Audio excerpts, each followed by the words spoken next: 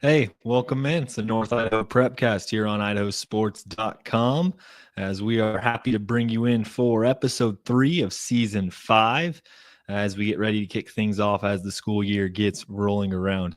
As always, this Prepcast is being streamed on Facebook account, X account, and YouTube account. And if you, for some reason, missed the live show, you can always tune in on your Apple Podcast, Spotify, or wherever you get any of your podcasts. This Prepcast is brought to you by Cornerstone Insurance. Always make sure we have that in. And without further ado, we bring on, I got to make sure I say this right, the Gridiron Picks. Is it Gridiron Picks, Ryan Scaggs? You're the winner. Was I really? You were. I wasn't even. I didn't even check the results. It's been on to be honest 3 with you. Prepcasts. I didn't even know that. Talked about you. Nostradamus over here. I'm not kidding. Joel and Sean both touched on it. Me and Ryan and Wyatt all hit on it last night. I can't believe you didn't know. You're living under a rock. I'm under a rock. I just pick and we roll with it. Nostradamus over here, I guess. I don't know. I don't know what I won. Maybe a ham sandwich or something. I have no idea. $25 for each week, and the overall it's $100. So if you win every week, you're going to be racking up the big money.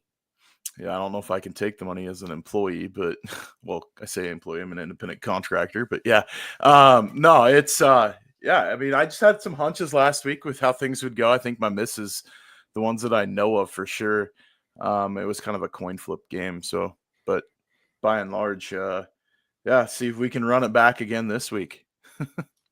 We got Sam Buffington reposting our stream as always. Thank you, Sam. And Joel Richardson. False humility, Scaggs. Well done. Yeah, he knows it's not. He knows it's true. You saw it. No, I didn't. I seriously did not see it. I had no idea.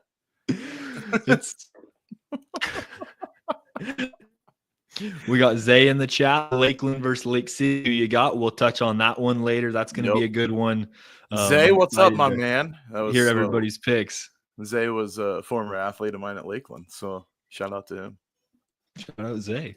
Well, without further ado, we might as well bring on our other guest. And this guy he really keeps us together up north. I don't know if a lot of people know him, but if you don't, you're going too soon. And that's Max Oswald of the Bonner County Daily Bee, who keeps up on everything. How's it going, Max? Good. Happy to be here. Yeah, well, we will be touching on a lot of things North Idaho sports related, and hopefully he can help us out along the way. But first, we wanted to touch on some of the football topics that went on throughout the year or throughout the week. And, we'll go through a quick recap. If you missed it, we had Coeur d'Alene lost to Rigby 31-7, I believe the final score there. Grangeville ended up beating the Moscow Bears 26-20. Sandpoint won 28-21, 28-27 in overtime. And Kendrick and Logos both won by a bazillion down south in their games they played against Butte County and Hagerman, respectively. Ryan, I'll start with you. What was your takeaway from week 1? I mean, as good of, and we'll talk about the game later on because Max was there too, but that Priest River drubbing of Salmon, and this is, I mean, Salmon's not that good, and that's no fault of theirs. Like, I mean, the kids try hard. Priest River's a really good team too. So, I think the bigger challenge is going to be this week. I'm excited to see that Priest River Bonners Ferry game this week at Priest River in their new renovated stadium, and going to be exciting. But from week 1, I think what really stood out, is we always know that the White Pine's really good in 2A football. And is there anybody that's going to touch that conference this year? You get the best of the best in a couple matchups. And I mean, it was just absolute rear kickings. So Logos looked amazing. Kendrick looked amazing. I will say the coolest, I think the best result from the weekend, I like Clark Fork getting a big win. Week 1, that was awesome. So the Wampus Cats showed up and just took it to Lakeside, who's without, their star player Tyson Charlie this year. So, but they took care of business. The Cats did, and Wallace looked really good. The North Star League looked good by and large in week 1. Yep, Rice got a huge win. It's going to be exciting to see them. Max, what was your takeaway? I'm sure it's going to be Sandpoint and Twin Falls, but I think you were there, right? Or at least covering it from abroad. What was your takeaway from that game and any others you had? Yeah, I was watching from afar and we're down 21-7 going into the fourth. I'm thinking, man, this could be a long year. And then all of a sudden the offense just starts clicking. We get that nice interception late in the third from Trey Blumenberg. And, those drives in the fourth quarter, I was like, this team is definitely legit. Twin Falls is a good program, and that was a huge win for Sandpoint. Super excited to see what they can do versus Teton. I think that's going to be really close. I mean, Teton getting a big win over 3A state runner-up Declo. Uh, I mean that's going to be a good game again at Driggs though. So 2,376 miles round trip for Sandpoint between the first two matchups. So take a toll on you, but I think they'll do real well versus Teton. And overall takeaway though is that uh, 3A, 2A, and 1A are all complete toss-ups really for who's gonna, go the distance. It's looking like there's a lot of good teams in those classifications. I think 6A, 5A kind of has, Hillcrest kind of a powerhouse, and I thought Rigby looked really, really good first week. Yeah, and up north looked really good for 3A, 2A, and 1A. 2A obviously especially, but I think there's a lot of promise up here for the teams up north, which is cool. But Ryan, we want to start a new thing around here, and it's the football stickers. As a coach, after every game, there's some traditions throughout school programs where you give a sticker, you put it on your helmet. It's kind of just a hoorah, great job on the past week. And that's something we wanted to start on the North Idaho cast. So who are some of the players that you had that you want to give football stickers away to? I think first and foremost, I like it Brock Yarborough from Sandpoint, and Max will probably echo this one. I mean, 14 catches, 150 yards, and I read that his nickname is the Hoover. Like he's just the human vacuum cleaner, just catches anything thrown his way. So it's either the Hoover or vacuum. I can't remember what it was, but I mean, you could call him black hole at this point. He's absolutely taking in anything. But no, huge game, and they needed it. I mean, he was clutch, and he almost had the game winner in regulation. He was a yard short. Um, but they end up, in OT getting the win on the huge stump on defense. I would say the Sandpoint defense too was you could give them a sticker just based on their effort in the second half, turning things around, coming out of the gate, giving up a touchdown, then going 21 unanswered. I mean, that's a nice job from Coach Knowles and his group. They've got a big test this week, but I look at Yarborough right off the bat. I think that's a phenomenal effort in week one. I mean, to get that kind of production out of your receiving crew. I totally agree there. Max, what was, your special guest edition? Who was your football sticker you'd give away to? Got to give this sticker to Lucas Matthews, a Priest River quarterback. That's 7 passing touchdowns. He had 6 at halftime. 294 yards, a couple of 50-yard scores. Breaks a school record with 7 touchdown passes. Pretty impressive. Old record was 6 by Jimmy Cuck in 2013. So congrats to Lucas. Huge game.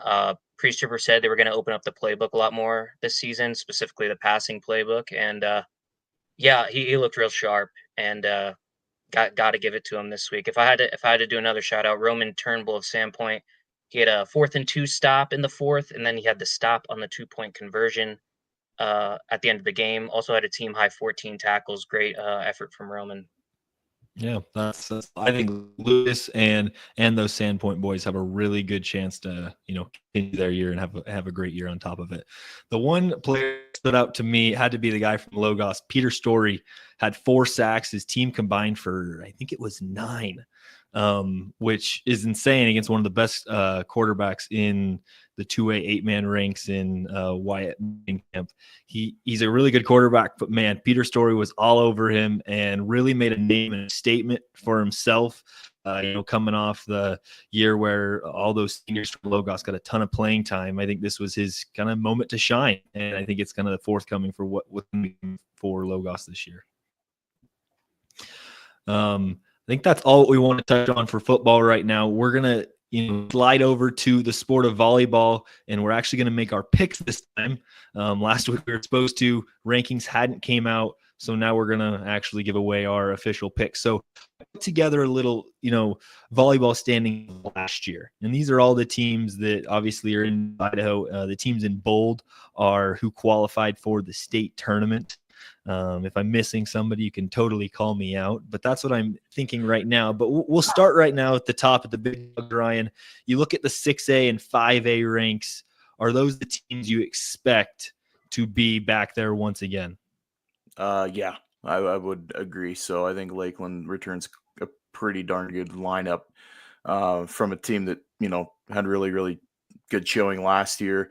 Coeur d'Alene at 6A, I still think they've got too many pieces back compared to last year, with the other losses from the other teams. But it's going to be a competitive 6A. I think Lake City is going to be better. Post Falls, historically has been pretty strong, and I don't see them having too much of a downfall for much longer. So both those conferences, I think, are extremely competitive.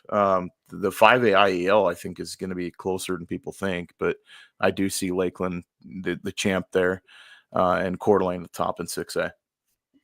Max, what do you see there as well? You cover a Sandpoint team, and I believe they're pretty young, if I'm mistaken. How do you expect Sandpoint to do this year and any other team up north? Yeah, I think Sandpoint might be near the bottom of the IEL again, just until they prove otherwise. I think they got a lot of really solid seniors. They got a really good freshman setter in Avery Meyer, really good outside hitter in Allie Gunter. I think they're working well together, but I think it's going to take a couple more years for Sandpoint to get back on top. Lakeland is really strong. Hope they can prove me wrong, seriously, but it might be a bit of a tough year for the Bulldogs. Are we going into 3A, 2A as well? We can get on that in a second. The one Okay. team that I wanted to hit on was Moscow. I saw they beat Lake City. I believe it was yesterday in 4 sets, and that one kind of shocked me because Moscow, hanging out in the middle of the 5A IEL. I was just surprised to see that Moscow was able to get. I know it's early on, but that might be a team that might surprise people throughout the year, and I'm excited to watch them. We can hit on 4A and 3A since you're the pro up north, and 4A only has two teams that are up north. What do you expect from the Intermountain League? I think Bonner's Ferry is kind of in a rebuilding year. They lost a lot. They do return, Taryn Bateman, who's just a star player, and they have a really good defensive specialist in Adley May Robles. And but it might be a little bit, Bonner's Ferry has had control of the league for the last couple of years, but it might be a little bit more evenly matched this year. Really could go either way for 4A up there. Scaggs, what do you see there? And then let's slide down to 3A as well once you knock out 4. So 4A, I think Bonners is going to rebuild. I think it's kind of a coin flip one, in my opinion, because they're going to play so many times this year too. But I'll echo what Max said. I think Bonner's lost too many pieces. I think Timberlake's going to get the title this year, and hopefully the Badgers can prove me wrong at the end of the year. But just based on what's coming back and the athletes within the program, I mean, Timberlake, I would give the edge right now. And then in the 3A ranks, this one's kind of weird. Grangeville last year actually got the state bid, and Kellogg was the 1 and Orfino 2, and neither of them walked away heading into state. But Kellogg, I think Kellogg's going to be pretty darn good this year. What say you? I would agree. I think Kellogg's going to be they're my odds-on favorite this year. I mean, they could challenge for a top 4 finish in 3A volleyball this year at state, in my opinion. So, I mean, like I said, this is just purely my opinion. That's not the opinion of Idaho Sports or anyone else for that matter. So it doesn't really matter for much, but just Kellogg, based on what they saw, showed last weekend too. I mean, they go and win a tournament and beat some really good teams along the way. So, Wildcats are off to a good start. So Orfino's going to be competitive. Grangeville will be competitive too. I'd like to see the bottom of that conference, turn things around and throw a wrench in the gears a little bit, because I think Priest River could make things interesting if they're able to play well and ultimately stay healthy. But yeah, I do like Kellogg there at the 1 spot.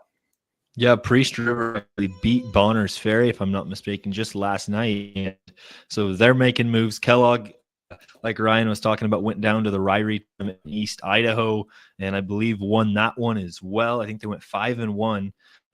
And so Kellogg looks to be really good and competing with the teams down south, which is always good. And I don't believe Orfino and Green have action yet. 2A, we have Troy, and I think Troy's here every single year. Troy looks pretty competitive. There was the Judy Fong Invitational in Lewiston last weekend, and Troy ended up losing to Lewiston in the championship. It was a game they actually won the year prior. Potlatch was one of the other teams that competed, and they actually defeated Lewiston.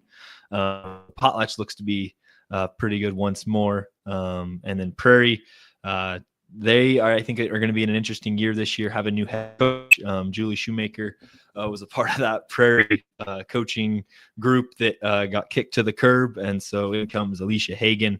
She's a first-year coach, so that'll be interesting to see. And then Cami is an interesting story with Emma Krogh, just committed to. So the White Pine kind of there, but I think Troy still probably reigns supreme.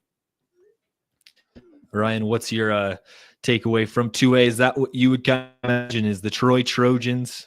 Yeah, from what I can make out, because you're breaking up a little bit. But yeah, I like Troy in the one spot. I think they've been there since, like the Reagan administration. It feels like they've been there forever. Potlatch, Cami is going to be in the mix too. I look at Cami at 4.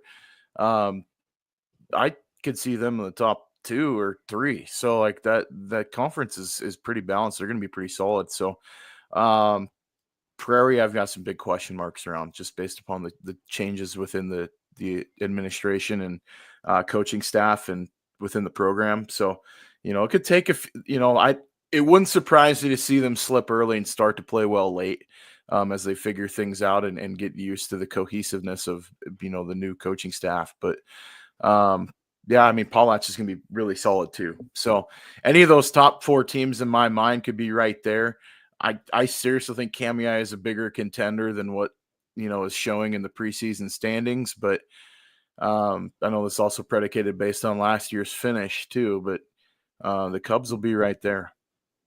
I think the Cubs will definitely be at the top. One of Prairie's players that they actually lost was Sydney Shears. She plays basketball. She switched over to cross country this year, and she's going to be one of their top runners running cross country. Max, I won't put any pressure on you in the White Pine League, but I think you know the North Star well. Who do you expect to be at the top in the 2A North? I mean, it's Genesis Preps to lose, but Clark Fork took Lakeside to 5 sets last night, and they were up 12-10 in the 5th. I think this is Clark Fork's comeback year, just like it is for football. Both those programs were down last year. I think they're definitely on the way up.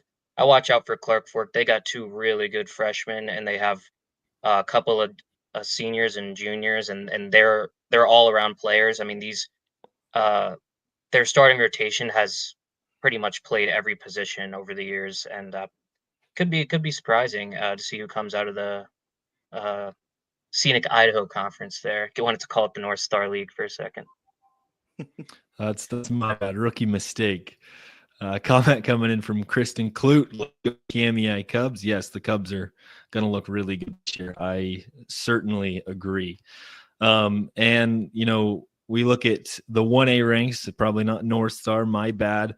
Coeur Christ didn't qualify for the state tournament last year. They ended up losing to St. John Bosco in a play-in game. Coeur Christ, they look pretty good as well. And then down in the White Pine, I would think Genesee is going to be pretty good, but Timberline beat them last night. And so that was kind of a surprise that I did not see coming. Ryan, what do you expect of the 1A ranks? I think at 1A, we'll go White Pine real quick. Like, I wouldn't be surprised if there's a lot of splits this year within that conference. There's a lot of balance there. So Genesee ultimately at the end of the year would be my pick to be on top, just based upon returning pieces. But talent within the conference is pretty darn good. I mean, if you brought the graphic back up, Deary's going to be right there. I think, Genesee, we know about returning state champs, but, St. John Bosco is going to be good again this year. What does Nez Perce have? That's going to be the question mark. And Timberline, we know, knocking off Genesee, that's a huge win for that program. There's a lot of balance there. So, I taking away and picking this far out is really difficult because you want to just pick, the defending champ of the conference and go, hey, yeah, Genesee looks good. Let's go ahead and go there.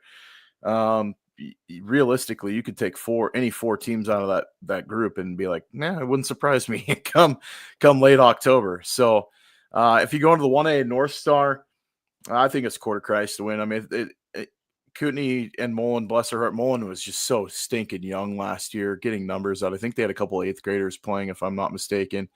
Kootenai's, it seems like a perpetual rebuilding cycle. They're getting more kids to turn out in athletics now than they ever have before, which is awesome to see within that school.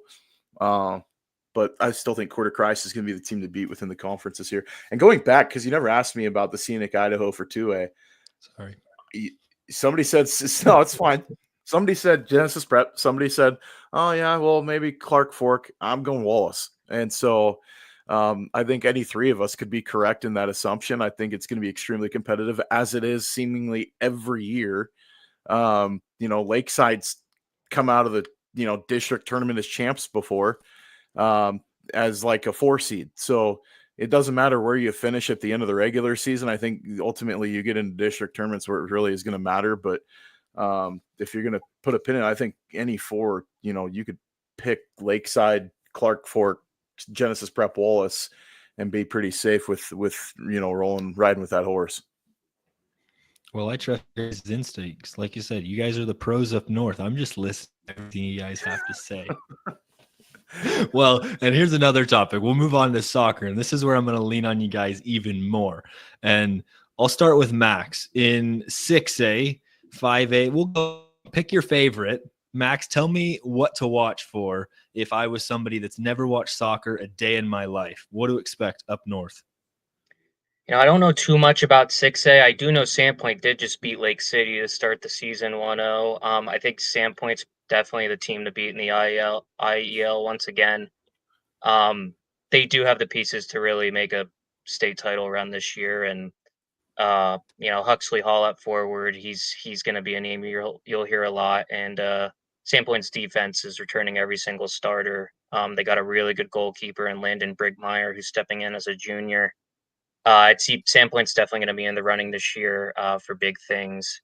As for the 5A side of stuff, Sandpoint off to a tough start, lost 3-0 to Coeur d'Alene, and then believe they took a 6-1 loss to Lake City. So, I mean, those are 2 programs that are really, really good though for 6A. Probably definitely between them two for whoever wins 6A IEL. But Sandpoint girls took care of Post Falls 6-1 on, that was, I guess, Monday night. Today's Wednesday.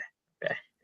But yeah, Sandpoint girls, again, they won it all in 2023, runner up in 2024. Never going to count them out. They're always going to be solid. But Moscow returns every single starter from last year. So that's going to be tough. And I think Lewiston, like, if we want to go girls and boys, all kind of echo Max there. Like girls in 5A, Lewiston's gonna be really good. They absolutely shorted out scoreboards last year with the offensive firepower that they had, and they returned most of their pieces from last year's team. I think most players except for goalkeeper, I think, if I'm not mistaken. So Lewiston's going to be extremely good in 5A. Moscow's going to be very good. Sandpoint, I think, is still going to be really respectable. I think they're going to be competitive. And this isn't a shot at Lakeland or Post Falls, but I think it's the top 3 is Moscow, Lewiston, Sandpoint. I think Lewiston, Moscow, they're going to push each other all year. Like those 2 really in my mind are the odds on favorite. But if you want to go 6A, it's so hard because every year Brandon and I previously would pick one, and it was the opposite. Whatever we chose every single year, the other team won the conference. With Post Falls being able to opt down, and it being a 2-team league, it's so stinking competitive. Both those schools are so great. They're so good.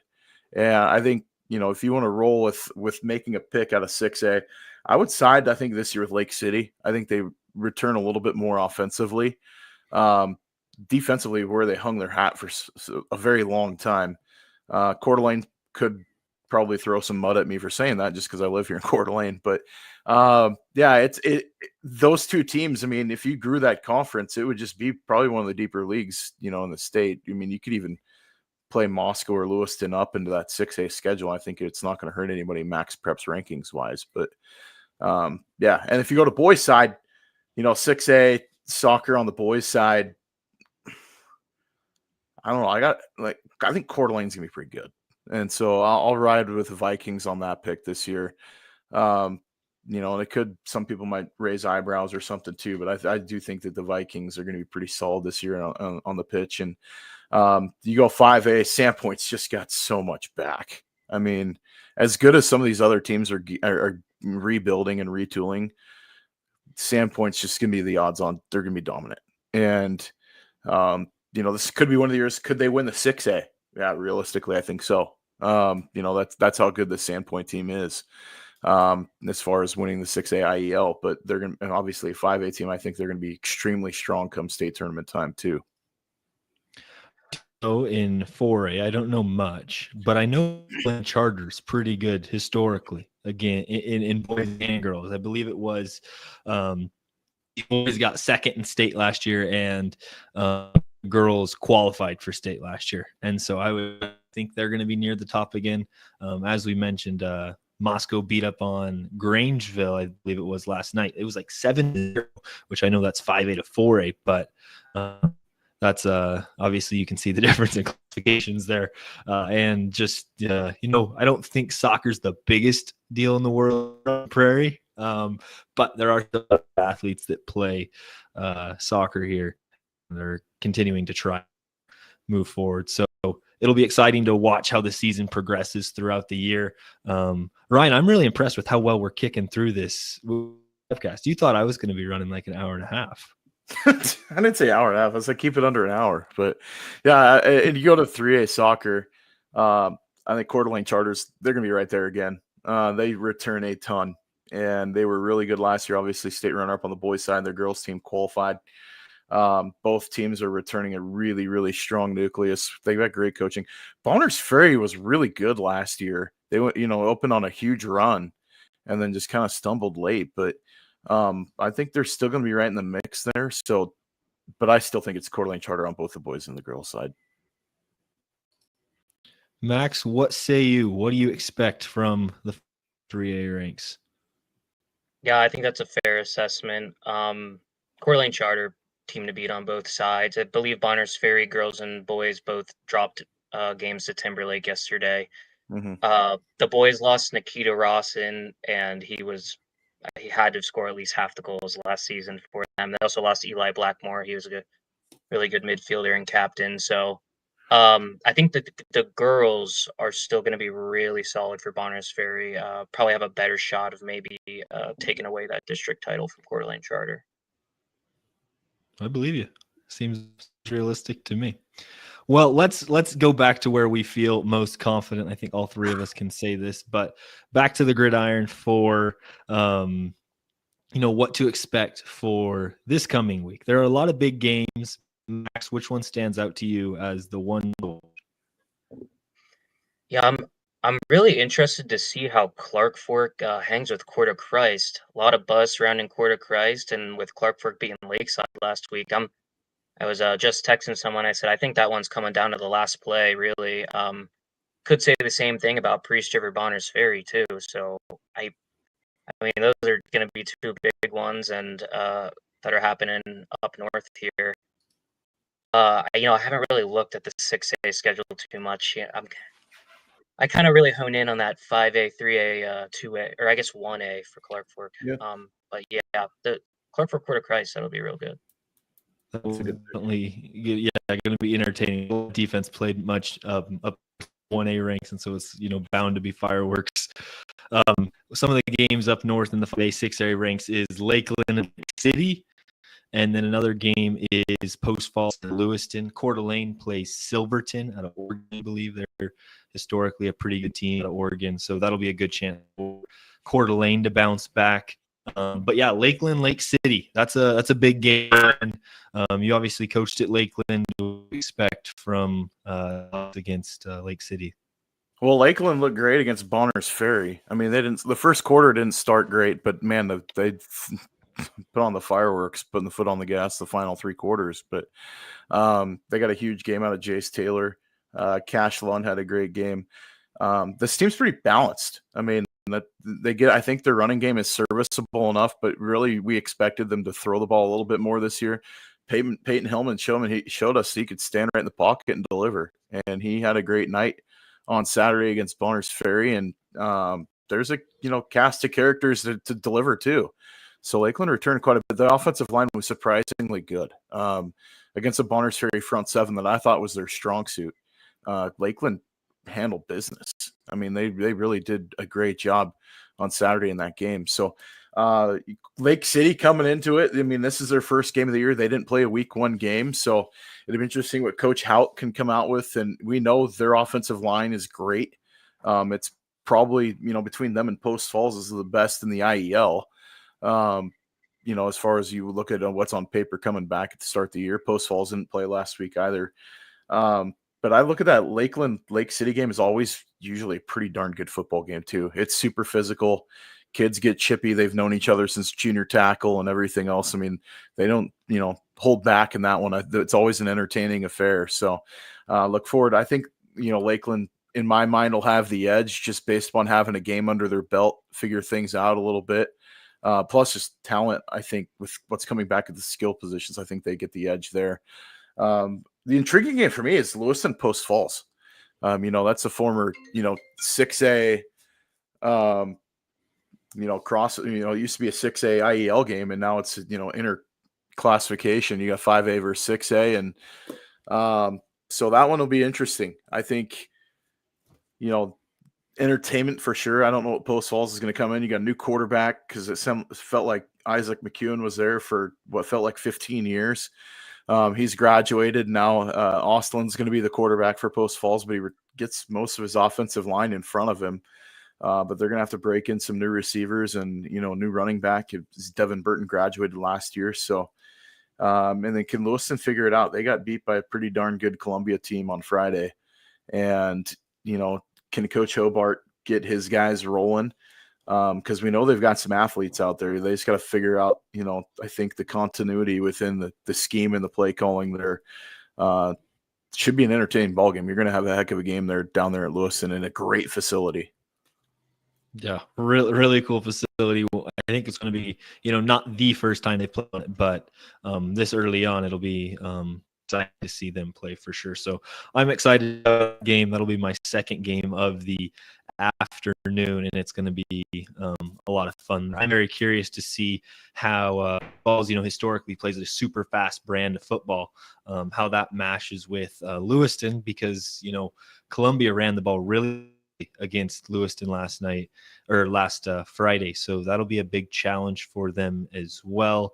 I did want to go to your comments about Lakeland. There was a huge catch by Jace Taylor. I don't know if anyone saw it. Unbelievable.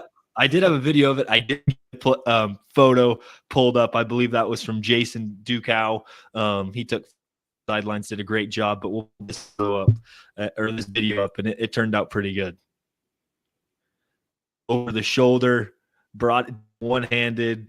No one knew if he caught it, and everyone goes crazy. It was a heck of a catch. Yeah, you said one-handed over the shoulder, and he drug the toes as he stayed in. It was an unbelievable effort by Jace. Yeah, that's going to be an exciting team watching.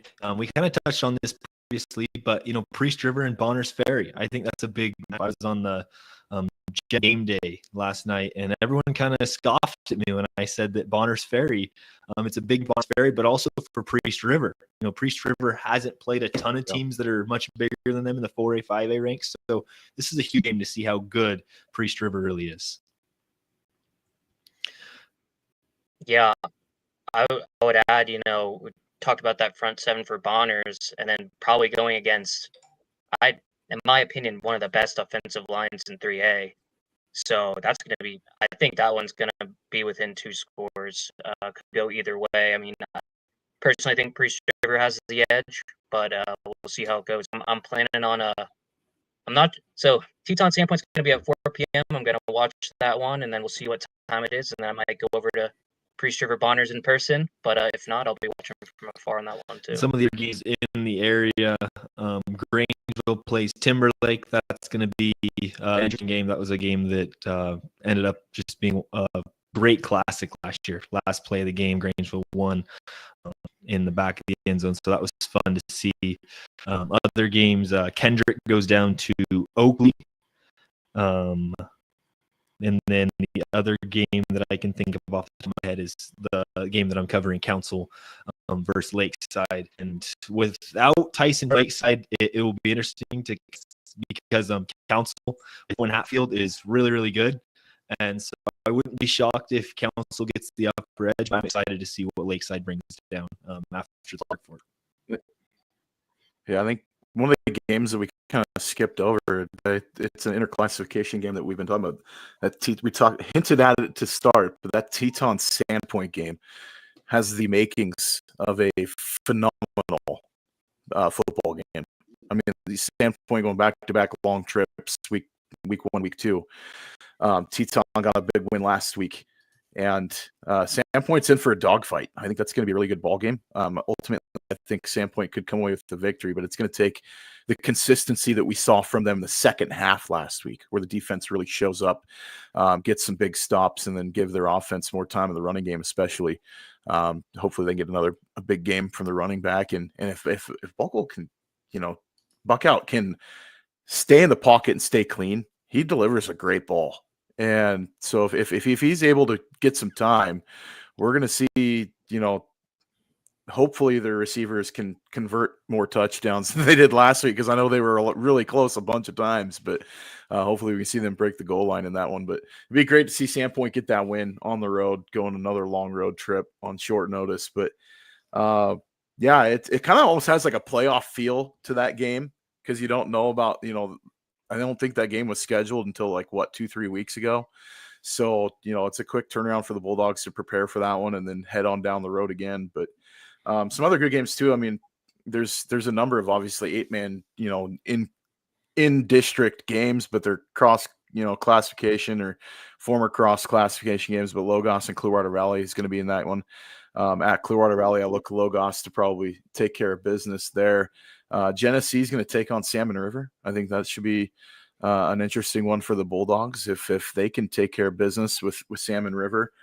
But yeah, and then echoing you guys though, that Bonners Ferry Priest River game has the makings of a absolute just knockout, drag out. Wouldn't surprise me if you see that one go to OT. That's the type of game that you could see from both those teams just slugging it out in the trenches. Yeah, that one's going to be a whole bunch of fun. A few other 8-man games that I can think of off the top of my head. Plays Deary, 1A, and the other game is Kamei and Lapway. So that'll be interesting to see what Kamei brings with their first-year head coach. And you saw Moscow play Grangeville last week, Hayden. Caldwell and Moscow play this week. I think that is a great spot to schedule Caldwell if you're Moscow, to get your quarterback a game that he could probably see some success in. A team that's historically not been that good for the last decade, Caldwell has. I think this is a great opportunity for Moscow, especially with that freshman QB, to get some good reps. I really do see them, this is a great spot to have that kind of game for this team, especially just decimated by some pretty awful injuries on a team that I know had some huge aspirations, but this could be kind of a confidence builder week for Moscow to come out of that game and hopefully get a big W. Yeah, 100%. I can't even think of all the injuries. It was Mason Humbling, Finney Needham, Keaton Fry, Austin Mallett got banged up in that game. There's 6 dudes that were going to be contributing, chance to be all conference, all state selections, and most of them are out for the year. And so I'm excited to see Wyatt Cross play. He's the real deal. He's gonna, I'm sure he's gonna have his bumps and bruises throughout the year, but to have him for 4 more years hopefully is super cool. And I think Moscow's an advantage of it. And I'm excited to see what Caldwell brings up to the post. It'll be exciting to see what they do. as they're still the independent teams in the state of Idaho, trying to rebuild from the ground up. It seems like. But those are the big games we have covering North Idaho. There's lots of volleyball. Volleyball is really starting to kick off. Golf's still consistently happening now as we kind of get into the heat. But Max, I think we're going to wrap up this North Idaho prep catch. What are some things that you'd maybe look out for throughout the year, or any words of wisdom for anyone tuning in? No, I'm just excited for another year. It looks like all the teams in Bonner County are going to be good as usual. So, when I get to write those fun and good headlines, that's what makes me feel good. So there's no words of wisdom really, but I'm having fun. A couple hiccups here and there to start the year. I had that huge preview coming out. That took a long time. I saw the Idaho County Free Press had their preview out today too, so I'll take a look at that. And yeah, just excited for another year of sports. In my opinion, a lot of stuff to look forward to. Everything. And just to pick your brain real quick, Max, because you covered everything. Mhm. What's swimming looking like in District 1? Because I know that you were looking a little bit, and Sandpoint had some good kids last year on that team. So what's the outlook for the Bulldogs and some of the other teams up north? I'd say Sandpoint boys are a favorite to repeat. They should go back-to-back state titles this year. They bring back a ton, and they got a kid who, Andrew Ford, he's a freshman. He'll podium in the 100 breaststroke. I'm pretty confident in saying that really fast. Bring back Kale Wright too. He's got a couple of bronze medals. They have a couple gold medal relays with almost everyone coming back. They're the favorite for sure. Girls looking to three-peat state titles. They did lose Riley Bamer and Ava DeLu, but they're bringing up about 5 or 6 impact freshmen, and they return a trio of podium finishers at state. So yeah, girls could three-peat too. I'm looking forward to swimming. First meet September 6th. I believe that's at the University of Idaho. Hey, we should go to that, Scaggs. I think I've got a game the next night, but yeah. Tailgate for the swim meet at U of I. Chick-fil-A is not going to be open yet, so yeah, we can't go yet. Well, Ryan, you're not covering any games next week or this week, but next week you have Grangeville and Priest River. That's a huge game that I'm looking forward to. That's probably the biggest game of the year in the CIL. Yeah, that's going to be, and it's kind of week 1 of the league schedule, like just the way it shook out this year. So, I honestly like CIL. More I look at it, there's 3 playoff teams there, in my opinion. The more I look at Kellogg, the more I'm like, yeah, I know there's some injuries, but at the same time, that offense is going to win some games at time. I know defense wins championships, but offense is going to win you some games, and they're getting some great quarterback play. So I mean, I could see 3 teams coming out of CIL playing, first Saturday, or at least one team getting a bye, but coming out of that conference, it's going to be a whole lot of fun. It'll be exciting to see what St. Mary's has a really good chance to go 2-0 to start the year. They already beat Lakeland's JV, and they're going to play Salmon in Missoula. So St. Mary's is going to come out with a good start to their season with head coach Hayden Humphrey. So that'll be fun to see as well. But Max, I appreciate you coming on here. We will definitely schedule maybe later on in the year to have you come on once again, give us some insight for anything North Idaho. But for all of us here on the North Idaho Prepcast, Ryan Scaggs, this is Hayden Uhlenkott. We will see you guys next week on the North Idaho Prepcast.